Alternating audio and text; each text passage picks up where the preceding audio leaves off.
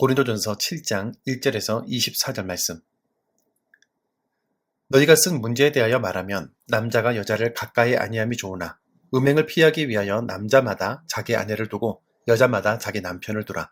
남편은 그 아내에 대한 의무를 다하고 아내도 그 남편에게 그렇게 할지라.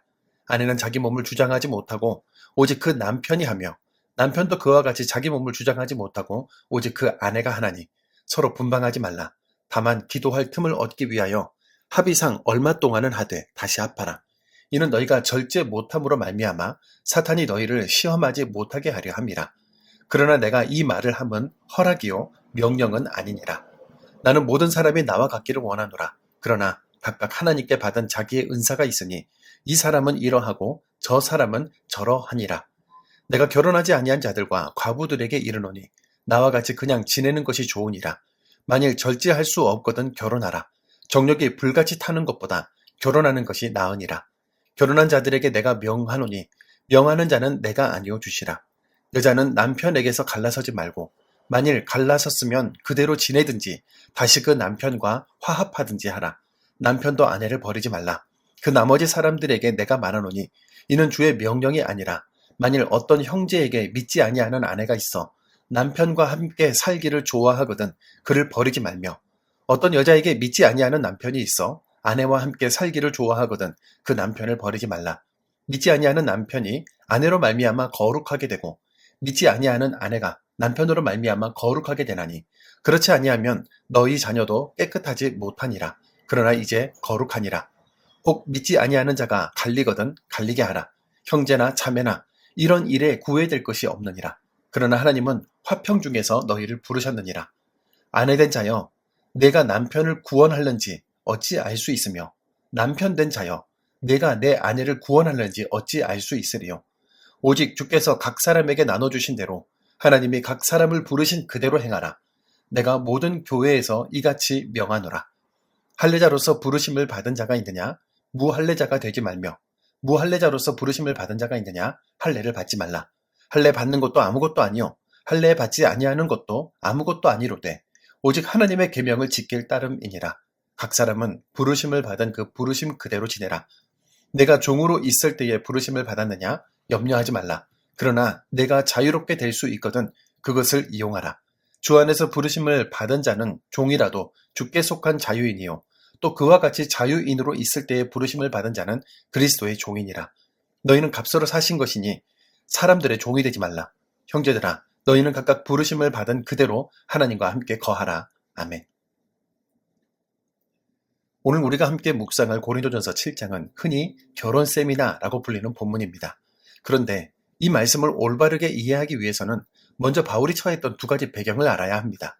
첫째는 당시 고린도라는 도시에는 미의 여신 아프로디테를 섬기는 신전에 1000명이 넘는 여사제들이 있었고 음행이 일상적인 일이었기 때문에 고린도에서 성도들은 과연 그리스도인은 어떻게 결혼 생활을 해야 하는가라는 대단히 복잡한 질문을 마주하고 있었습니다. 둘째는 당시 초대교회가 곧 환난이 닥칠 것이며 세상의 외형이 사라지고 하나님 나라가 임할 것이라고 믿고 있었다는 겁니다. 이처럼 성적 방종이 가득한 도시와 환난의 때라는 긴박한 상황 속에서 고린도 교회 안에는 두 양극단의 주장이 부딪히고 있었는데요. 한쪽은 세상 풍조를 따라 우리는 자유하니 마음대로 음행해도 된다는 방종을 부렸고 다른 한쪽은 모든 성적 관계는 죄악이니 부부 사이에도 금욕해야 한다고 주장하고 있었던 겁니다. 성적인 욕구 자체는 죄가 아니죠. 하나님이 생육하고 번성하라며 우리 몸에 설계해 두신 아름다운 선물입니다. 다만 타락한 인간이 그 욕망을 절제하지 못해 왜곡되게 사용하는 것이 문제인데요. 사도 바울은 음행의 유혹을 피하기 위해 남편과 아내가 각자의 몸에 대한 주장을 서로에게 맡기고 서로의 필요에 정직하게 응답하라고 권면합니다. 또한 기도할 틈을 얻기 위해 합의한 경우가 아니라면 결코 분방하지 말라고도 조언하죠. 이 말씀을 토대로 우리 가정을 돌아보기 원합니다. 내 편리와 기분 때문에 배우자를 외롭게 하거나 정서적인 별거 상태로 방치하고 있지는 않습니까? 나의 모든 권리가 배우자에게 있다는 것은 잊어버린 채 내가 원하는 대로만 조정하거나 변화시키려고 애쓰지는 않을까요? 바울은 결혼하지 않은 이들을 위해서도 메시지를 남깁니다. 자신이 독신으로 지내는 것처럼 모든 사람이 나와 같기를 원한다고 했죠. 이것은 독신과 결혼 중에 어느 것이 더 우월하다는 뜻이 아닙니다. 사도 바울의 초점은 사명에 집중해 있습니다. 가정이 있으면 겪어야 할 일들이 많을 수밖에 없고 상황에 따라 변수가 다양한데 독신은 오직 주의 일에만 전념할 수 있기 때문에 하나님께 받은 은사라고 선언합니다. 정욕을 절제할 수 없다면 억지로 금욕하며 범죄하기보다 결혼하는 것이 훨씬 낫겠죠. 중요한 것은 독신이든 결혼이든 핵심은 내가 가정과 결혼에 대해서 어떤 상황이냐가 아니라 어떻게 해야 하나님의 나라를 더 온전히 기다리며 섬길 수 있는가에 있다는 겁니다. 오늘 본문에서 가장 중심이 되는 위대한 복음의 원리는 바로 부르심을 받은 그대로 지내자는 말씀입니다. 바울은 할례자와 무할례자, 종과 자유자, 심지어 믿지 않는 배우자와 사는 성도들에게까지 현재 처한 삶의 자리를 지키라고 권유합니다. 왜 그럴까요?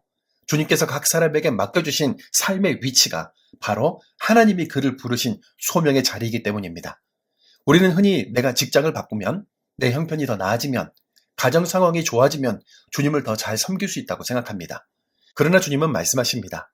내가 지금 서 있는 그 자리, 그 척박한 결혼의 현장과 힘겨운 삶의 자리가 바로 내가 너를 쓰기 위해 보낸 소명의 현장이라고 말입니다. 어떤 폭력과 압제 속에서도 무조건 이혼은 안 된다는 말로 오해하지 않으셨으면 합니다.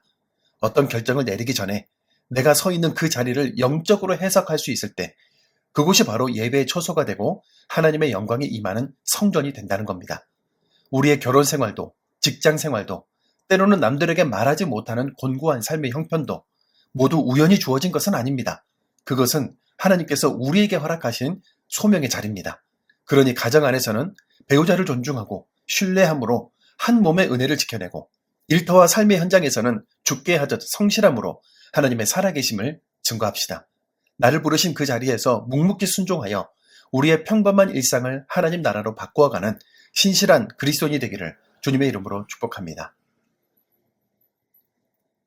역사와 우리 삶의 진정한 주권자이신 하나님 아버지, 음행과 세상 유행이 가득한 고린도 땅에서 그리스도인들을 불러내어 거룩한 교회를 삼으시고 그들이 머물러야 할 믿음의 자리를 가르쳐 주셔서 감사드립니다. 우리는 늘 내 생각과 조급함으로 가정을 가벼이 여기고 내 삶의 자리를 원망하는 사람이었다는 걸 고백합니다. 주님이 우리를 보내신 삶의 자리가 어떤 자리인지 믿음의 눈으로 보게 하옵소서. 서로를 아끼고 깊이 신뢰하는 가운데 가정의 천국을 이뤄가게 하시고 일터와 세상 한 복판에서도 사람의 종이 아닌 주님의 자유인으로서 당당하게 살아가게 하옵소서. 어떤 형편에 처하든지 그곳에서 하나님의 임재를 경험하며 묵묵히 순종하게 하시고 우리의 성실한 삶을 통해 세상의 교회를 염려하는 부끄러운 일이 그치게 하여 주옵소서. 예수님의 이름으로 기도드립니다. 아멘.